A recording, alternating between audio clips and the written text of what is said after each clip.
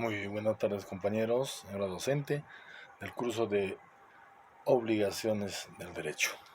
Hoy día voy a hablar respecto a el pago de una obligación. Si bien es cierto, hemos tratado el tema y que en verdad hay muchas personas pues que tienen diversos factores de no simplemente hacerlas, pero sí tienen esa capacidad de poder persuadir un préstamo, un crédito, ¿no? En ese sentido vamos a hablar del pago de una obligación. Se considera como tal el pago como un medio ideal de extinción de las obligaciones.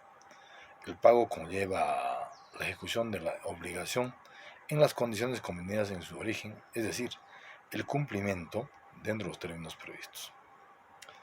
También debemos indicar que está pues tipificado dentro del Código Civil peruano del año de 1984.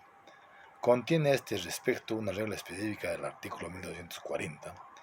Prescribe que si no hubiese plazo designado, el acreedor puede exigir el pago inmediatamente después de contraída la obligación.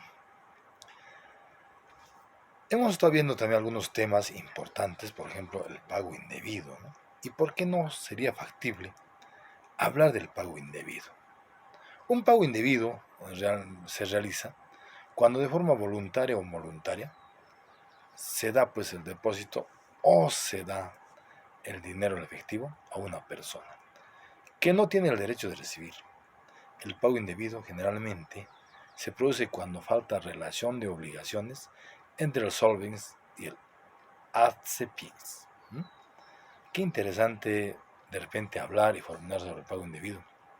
Por ejemplo, el pago indebido sería cuando yo, por ejemplo, me equivoque en depositar un fondo a una persona en una cuenta y le deposite a una cuenta, digamos, por un dígito, ¿no? Por ejemplo, es un pago indebido, que muchas veces pues se tipifica prácticamente como regalo o como simplemente pues la caída de repente de un fondo en beneficio de una persona, y eso por desconocimiento de las normas que se pudiera dar en el Código Civil. Voy a ejemplificar, por ejemplo, en qué sentidos y cómo se da un pago indebido, por ejemplo, en el sector público. En el sector público, por ejemplo, los pagos indebidos son casi de carácter normal y natural. Lógicamente que en muchos casos sí hemos recuperado. Yo soy responsable, por ejemplo, de remuneraciones. Y por lo general, ¿no? Generalmente ahora, por ejemplo, desde el año 2018-19, han empezado a hacerse los contratos con docentes para que brinden sus servicios en los meses de enero-febrero. ¿Por qué? Porque supuestamente a esa fecha ya deberían tener el PUM, ¿no es cierto? Deberían estar ya rankeados, deberían estar con todas sus constancias. Entonces, lógicamente, se convoca a través de las instituciones de UGELES, ¿no es cierto? Las unidades de gestión educativa local de cada región, de cada provincia, y se da pues el trámite y el acceso a los contratos docentes. Por ejemplo, ¿no? Pasa el caso, verídico y real, ¿no? En el caso, por ejemplo, de que un docente se le contrata el 1 o 2 de febrero, ¿no? Sale su resolución, sale su adjudicación, prácticamente hoja cerrada. Pero, oh sorpresa, ¿no? El docente se da cuenta de que la institución al cual ha accedido a trabajar, ha adjudicado, simplemente se encuentra de repente muy distante o no reúne las condiciones, los requisitos de repente de vivirlas, ¿no? Entonces, ¿qué pasa el docente? ¿No? El docente presenta su renuncia, lógicamente de forma muy formal, por ejemplo, a través de un notario, su renuncia a desistimiento de plazo. Pero ¿qué pasó? Si sabemos exactamente que el 28 de febrero prácticamente ya es fin de mes y tenemos que recurrir a que el docente tenga que estar desde el 1 de marzo, pero renunció. En el trámite que se ha hecho primero, no ha llegado de forma regular al director de la institución educativa. Segundo, el director de la institución educativa nunca ha comunicado a la UGEL. Tercero, la UGEL no ha hecho el procedimiento respectivo de prácticamente dar, ¿no es cierto?, dar por concluida esa resolución que ni siquiera se ha actuado todavía, pero ya debe dar de baja, para que proceda a hacer la nueva convocatoria y adjudicar en esa plaza a otro docente. Oh sorpresa, simplemente en marzo nadie dijo nada, no había un buen control, no había los trámites regulares. Entonces marzo, el docente, prácticamente sin haber trabajado, ha cobrado. Eso se llama pago indebido. Mira, de parte del Estado hacia una persona que brinda el servicio, en este caso un docente. Entonces, por ejemplo, esa es la categoría de pago indebido, que por ejemplo en pequeñito y quería explicarle, digamos, cómo se ocurre o cómo se produce un pago indebido. Por ejemplo, en el sector público, esa es la forma, ¿no? Cuando una renuncia no ha sido, digamos, llevada adecuadamente en los procesos administrativos. ¿Mm?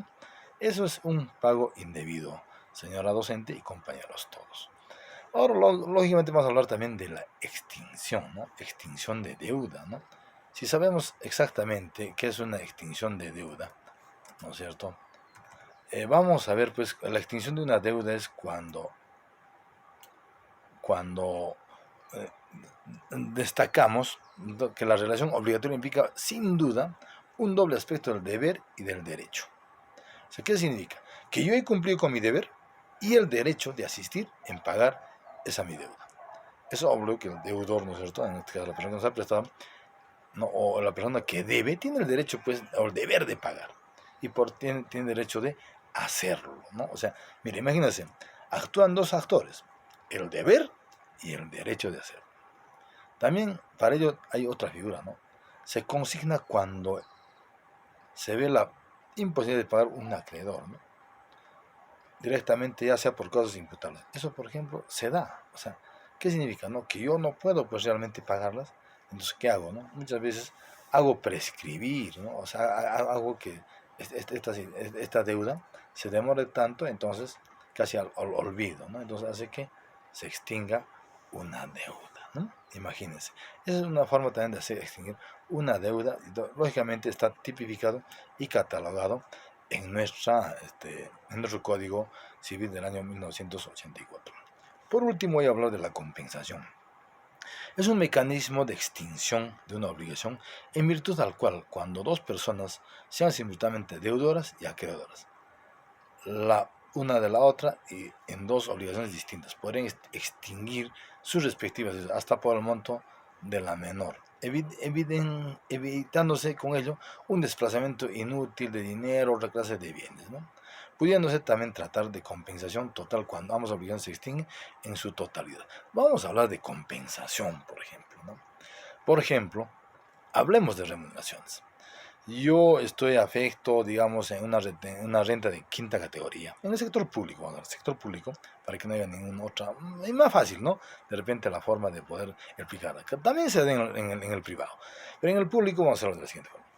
Por ejemplo, yo tengo, digamos, en exceso, digamos, mi renta de quinta categoría. Yo solamente debía haber pagado, digamos, al año, en el año fiscal, digamos, 20.000 soles de renta. Pero por ahí me hicieron, ¿no es cierto?, el descuento por 30.000. Voy a la SUNAT, ¿no es cierto?, presento mis documentos, formalizo el pedido y prácticamente le digo, señor, a mí me han retenido en mayor cantidad mi renta. Por lo tanto, quiero que también este año, que voy a ser retenido también con quinta categoría, quiero que usted me lo compense en los 6 primeros meses. ¿Qué significa? Que yo no voy a pagar no me van a hacer mis cuentas de renta. ¿Por qué? Porque me van a compensar, ¿no es cierto?, el monto excedido en el año 2022 en el año 2023 por 6 meses. Entonces es una forma también de recuperar una obligación o cobrar o pagar una obligación. La compensación. Muchísimas gracias. Eso ha sido todo de repente en este pequeño diálogo e información de lo que es el pago de una deuda, la extinción y la compensación. Muchas gracias.